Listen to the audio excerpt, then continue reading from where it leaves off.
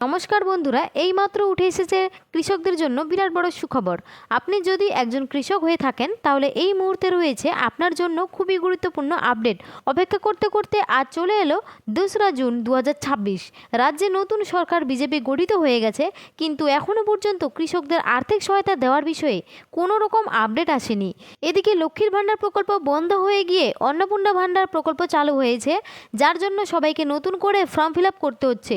তাহলে কি তৃণমূল সরকারের সময় যে কৃষক বন্ধু প্রকল্প ছিল সেই প্রকল্প বন্ধ হয়ে যাবে?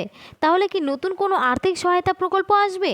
এবং নতুন আর্থিক সহায়তা প্রকল্পে কিভাবে কৃষকদেরকে আর্থিক সহায়তা দেওয়া হবে, কত টাকা করে দেওয়া হবে, আবার কি নতুন করে কৃষকদেরকে ফর্ম ফিল আপ করতে হবে? এইমাত্র সেই বিষয়ে আজ সঠিক আপডেট ঘোষণা করা হয়েছে। এবারে কিন্তু অনেক কৃষকরা টাকা পাবে না। তো কারা কারা পাবে, কারা কারা পাবে না?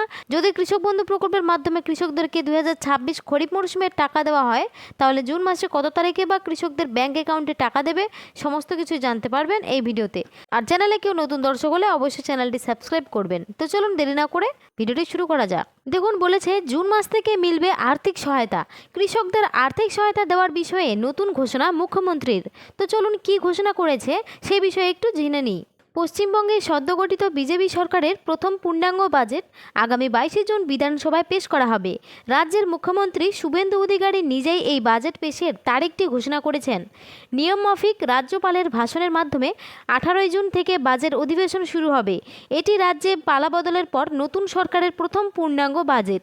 কৃষকদের মধ্যে একাংশ মনে করছে, তাহলে কি ওই বাজেটেই কৃষকদের জন্য আর্থিক সহায়তা বিষয়ে ঘোষণা করা হবে, নাকি জুন মাসেই ঘোষণা আসবে?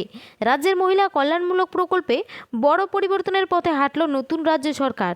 লক্ষ্মীর ভাণ্ডারের পরিবর্তে চালু হতে চলা অন্নপূর্ণা যোজনায় সবাইকে নতুন করে ফর্ম পূরণ বাধ্যতামূলক করা হলো।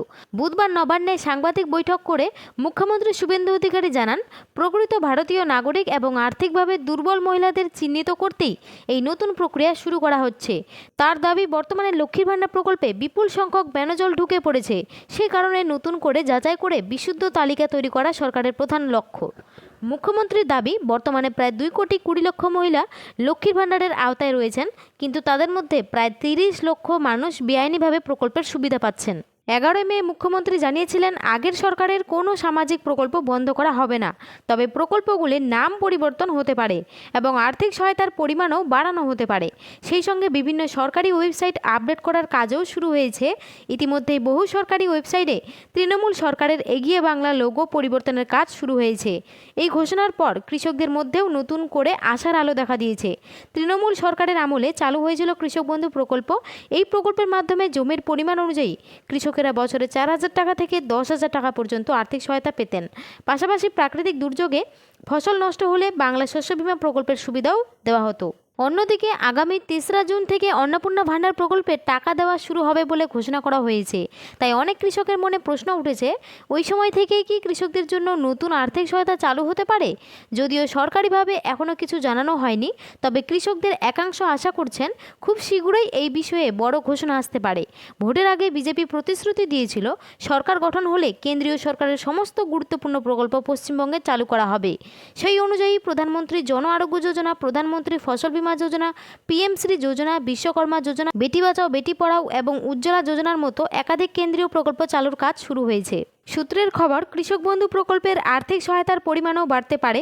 যদিও এখনও পর্যন্ত এ বিষয়ে কোনো সরকারি বিজ্ঞপ্তি প্রকাশ হয়নি, তবে মুখ্যমন্ত্রী জানিয়েছেন, এবার থেকে সমস্ত প্রকল্পের টাকা সরাসরি ডিবিটির মাধ্যমে ব্যাংক অ্যাকাউন্টে পাঠানো হবে। ইতিমধ্যেই লক্ষ্মীর ভাণ্ডার সহ বিভিন্ন সরকারি প্রকল্পের ওয়েবসাইটে পরিবর্তনের কাজ শুরু হয়েছে।